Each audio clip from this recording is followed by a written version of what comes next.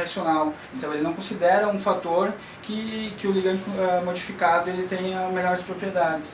Também não considera o envelhecimento do ligante asfáltico e principalmente o tráfego. Então ele considera um tráfego que é lá da década de 60. Então com o passar do tempo, desde aquela época, o tráfego vem sofrendo muitas alterações, tanto em capacidade de carga, capacidade de transporte, como também em volume. E isso o método não considera ainda.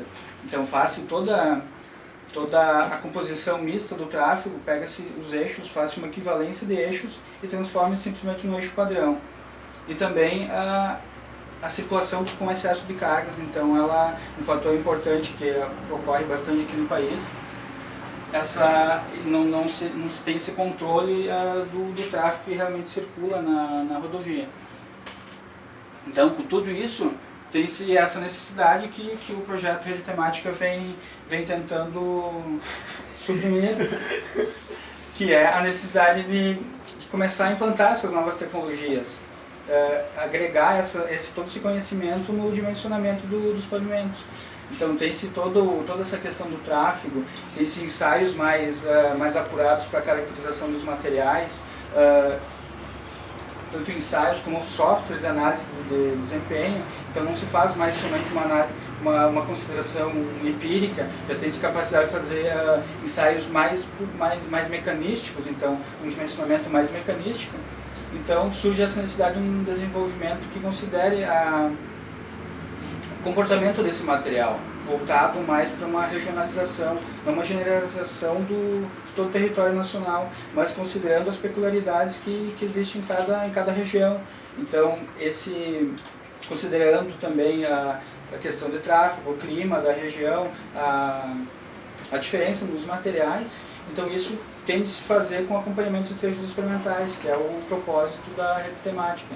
Então, sabendo as características dos materiais empregados, as técnicas construtivas, faz-se uma caracterização desses materiais em laboratório, por exemplo, ensaio de fadiga, ensaio de deformação, e faz-se o acompanhamento em campo, para que e vê-se o desempenho em campo para avaliar a formulação de modelos de desempenho. Então, através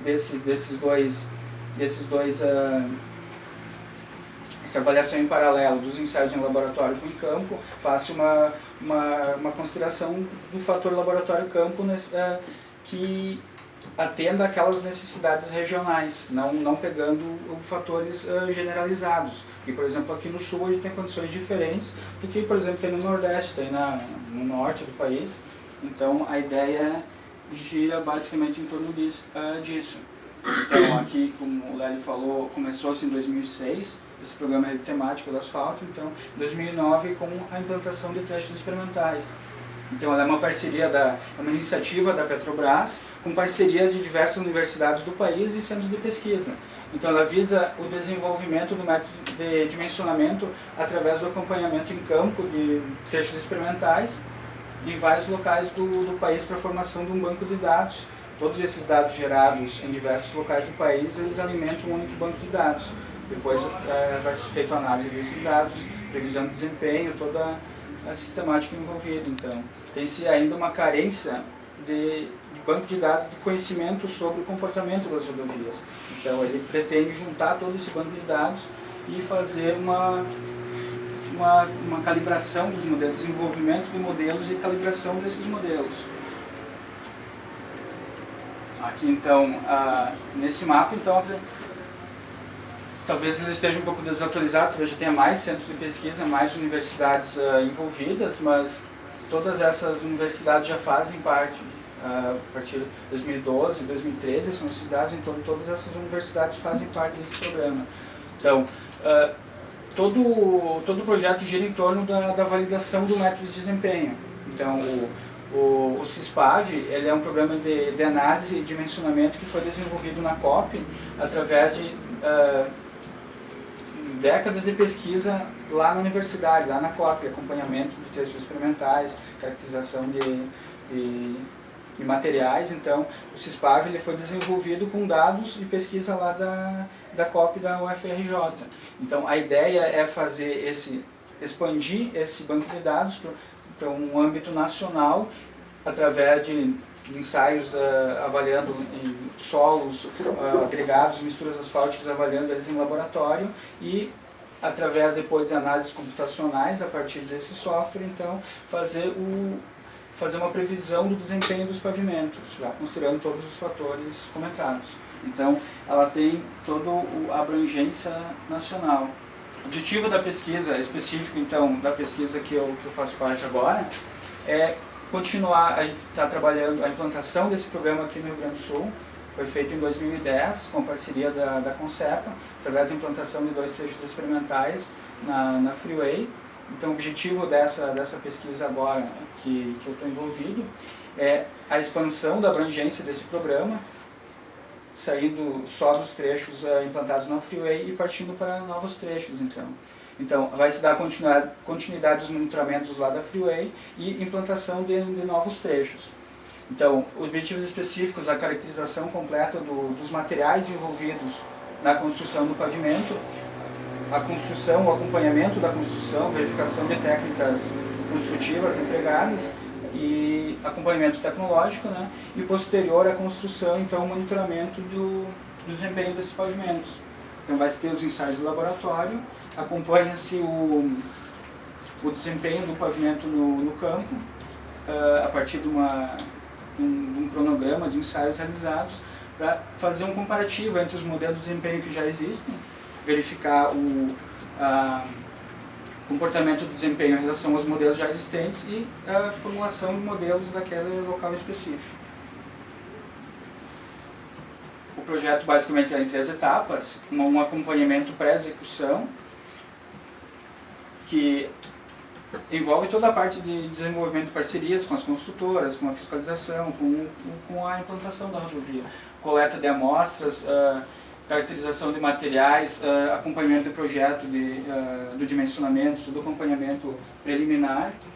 A execução, então, faz a caracterização expedita dos materiais, acompanha-se a construção do trecho em si e faz-se o controle da execução, com acompanhamento de deflexões das camadas, toda a parte de caracterização envolvida.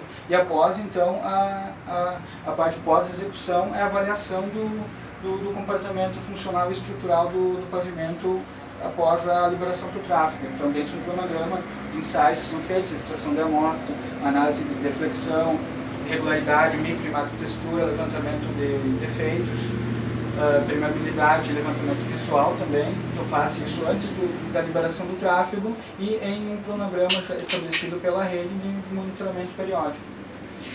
Daqui a pouco já vem a parte mais interessante. Já está acabando a teoria.